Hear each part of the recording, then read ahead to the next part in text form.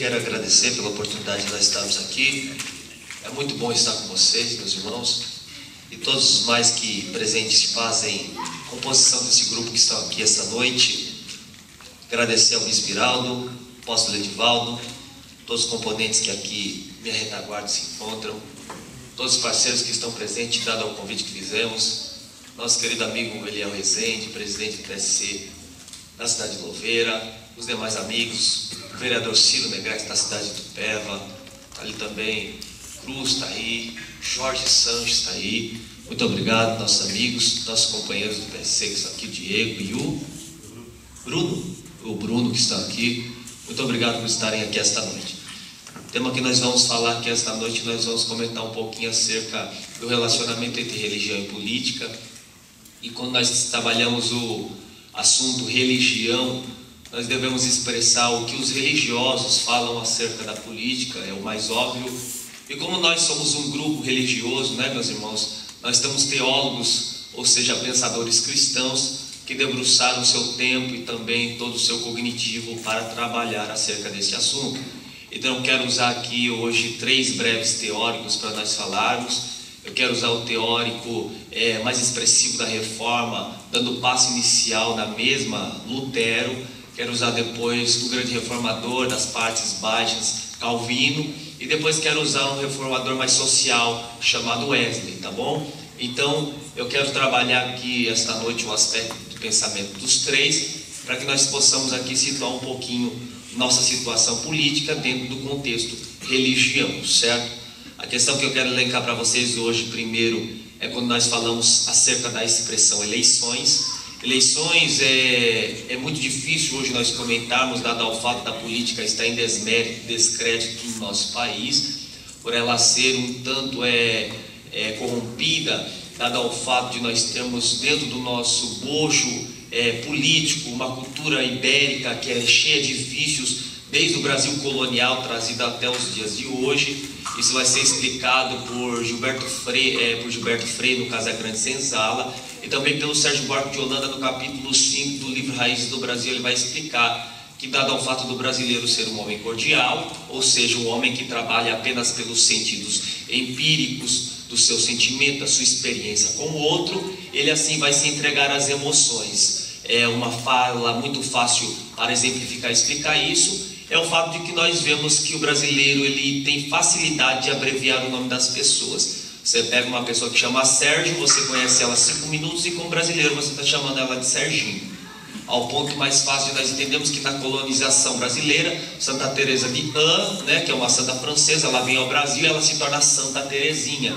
Então, dado ao fato disso, o brasileiro é chamado de homem cordial, ou seja, o homem do cardios, né, o homem que usa apenas o coração para ter a sua experiência social, a sua experiência política. E por isso, quando nós temos a expressão eleição, nós tiramos o termo latino elitio, que significa escolha. E eleições é nada mais, nada menos do que isso. É uma escolha em que nós estamos procurando o mais óbvio, o mais aprazível, aquilo que está dentro do nosso conceito de valores, aquilo que se ajunta ou agrega dentro do nosso conceito de bem. E aí nós trabalhamos dentro do nosso conceito de moralidade, avaliando pela nossa moralidade, nós temos como nosso, e a partir disso nós vamos então trazer como aprazível.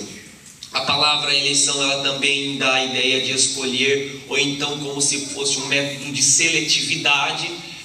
Eu dou um caso muito claro, quando a pessoa está dentro do seu recinto, da sua casa, da sua residência, e ela ali vai escolher feijões. E os feijões que são imprestáveis, ela tira e logo joga fora, mas os que são bons, ela seleciona e os guarda para bom uso. A política seria semelhante a isso, a eleição. É quando nós pegamos aquilo que é imprestável, aquilo que não é bom, aquilo que não agrega diante do meu conjunto de valores, eu extermino e então eu trago aquilo apenas que é bom e trago para mim. É este o sentido. Você sabe que Santo Agostinho, um grande teólogo, patrístico, ali na Alta Idade Média, ele explica que o governo justo ele é dado apenas se a moralidade dos homens também ela for justa, dado ao fato do homem ter o problema do pecado original em si, ou seja, todos os homens caem em Adão, mas são restituídos em Cristo. Esse ser humano ele tem alguns problemas na sua escolha, então ele precisa seguir um caminho, um norte de moralidade justa,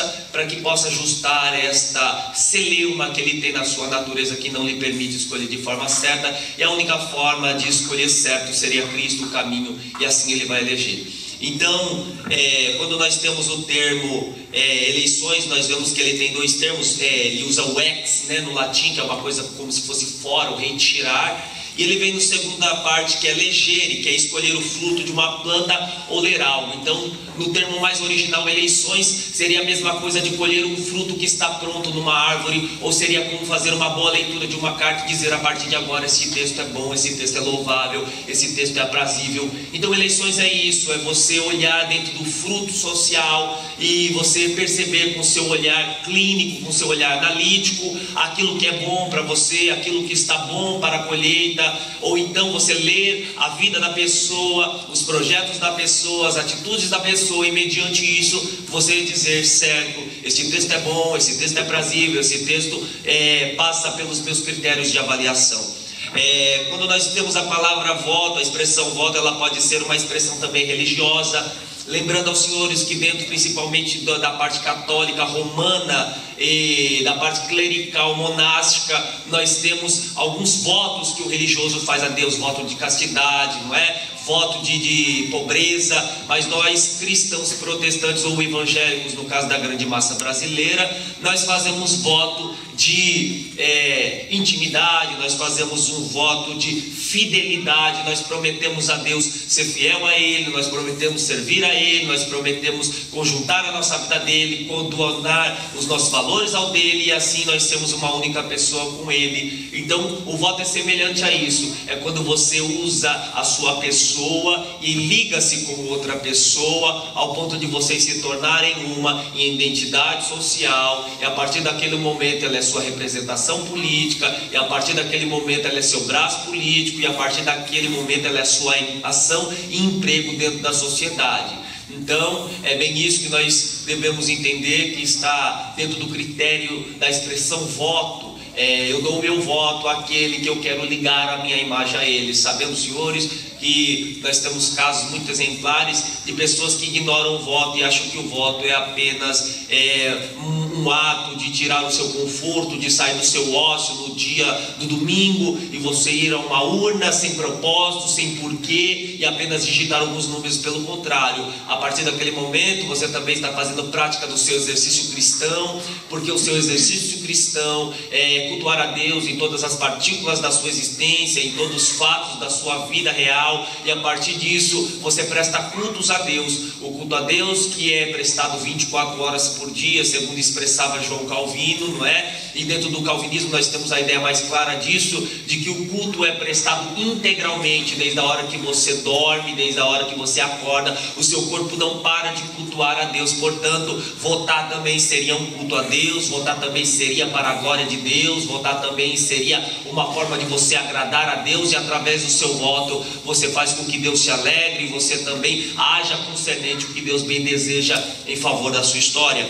A primeira grande parte teórica que eu quero mencionar aqui esta noite é Lutero. E Lutero, eu uso o livro A Nobreza Cristã da Nação Alemã, acerca do melhoramento do Estado cristão, escrito por ele aproximadamente em torno de 3 anos depois da Reforma. E Lutero usava questões muito interessantes. Ele dizia que o cristão ele deve se inteirar dentro da questão política, lembrando que quando Lutero provoca o desligamento da Igreja Católica junto da Igreja Alemã, a partir daquele momento provoca-se a Guerra dos 30 anos, e na fomentação da Guerra dos 30 anos você vai ver um grande caos social. Então Lutero vê a necessidade da igreja luterana se mover em favor do âmbito social, tomar a grade política e a partir daí ela começar a agir com todo o seu contexto político e começar a trabalhar em favor daquilo.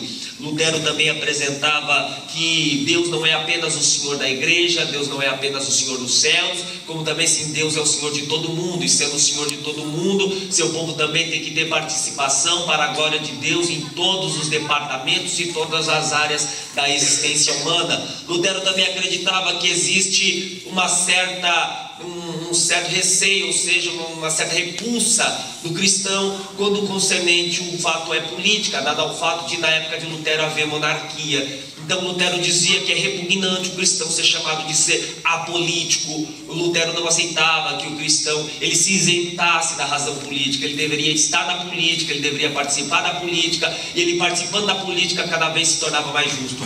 Você quer uma expressão ou um dado que eu posso te dar aqui esta noite, para que você possa aguçar dentro do seu querer, participar um pouquinho mais das ações políticas do município, talvez do estado, talvez de outros departamentos? Acresce o número de evangélicos no país, não é? O número está cada vez mais exorbitante, a porcentagem cada vez maior, porém o nosso país cada vez mais está caindo na corrupção, o nosso país cada vez mais ele está declinado à imoralidade, o nosso país está cada vez mais com índice de estupro, com violência sexual, não é? E você vê que a maldade ela aumenta e cada vez mais o ser humano declina. E aí eu lhe faço uma contrapergunta: se aumenta o número de evangélicos no país, por que o país não muda, por que o país não melhora, por que o país não fica cada vez mais moral? Talvez seja esse fato, porque os grandes cristãos, os bons cristãos, os cristãos morais estão escondidos, enclausulados dentro das suas residências, estão querendo se isentar da sua responsabilidade social,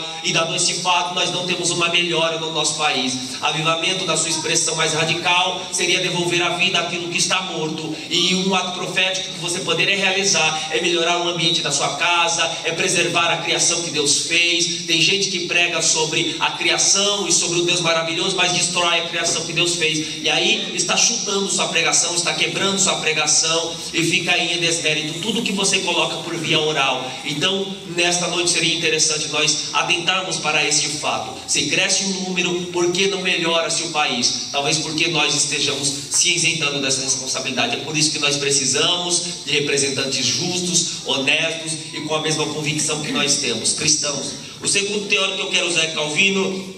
O livro base é O Pensamento Político, Econômico e Social segundo Calvino, escrito por André Millet.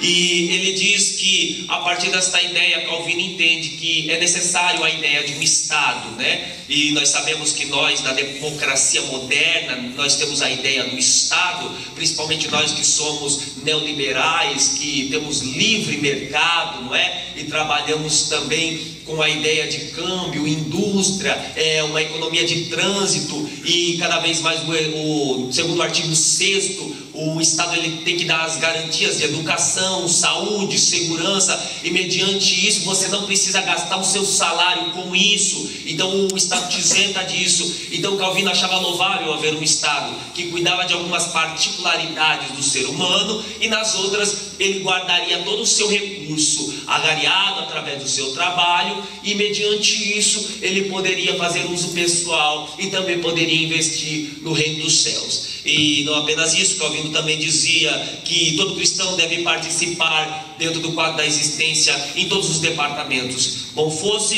que todos nós estivéssemos inteirados, não apenas colocando culpa sobre os ombros de vereadores, não é? Estivéssemos nós pesquisando, analisando, cuidando qual é a atitude que o executivo municipal está exercendo, quais são as atitudes que o legislativo do município está tomando, qual é a atitude, não é, que a nossa Câmara dos Deputados Federais, ou então dentro do Legislativo Estadual estão tomando, e essas finalidades mais. Calvino acreditava que existe um tríplice ministério dentro do exercício cristão. O primeiro exercício ministerial do cristão seria o didático. Calvino diz: todos devem educar, todos os cristãos que foram chamados realmente para esse cristianismo são educadores, ou seja, ele acreditava numa sociedade que deve crescer através da educação. Um exemplo muito claro, percebam vocês, quando um grupo de calvinistas ele chega nos Estados Unidos e começa a dar escola dominical, e da escola dominical faz o primeiro instituto bíblico, aquele instituto bíblico vai se formar uma universidade chamada Harvard, e quando eles migram para a parte do sul dos Estados Unidos e começam também escola dominical, instituto bíblico, ali se torna a Universidade de Princeton. Quando missionários presbiterianos, não é que eu tive a oportunidade de estudar, o Diego também estuda, no Mackenzie, vieram ao Brasil, formaram o Mackenzie ali no Higienópolis, no estado, na capital de São Paulo. Então, a grande abordagem em primeira instância para Calvino é que todo cristão foi chamado para educar a sociedade. Ou seja, nós somos educadores por excelência e Cristo nos chamou para sermos educadores. O segundo é que ele diz que todos foram chamados para ser político.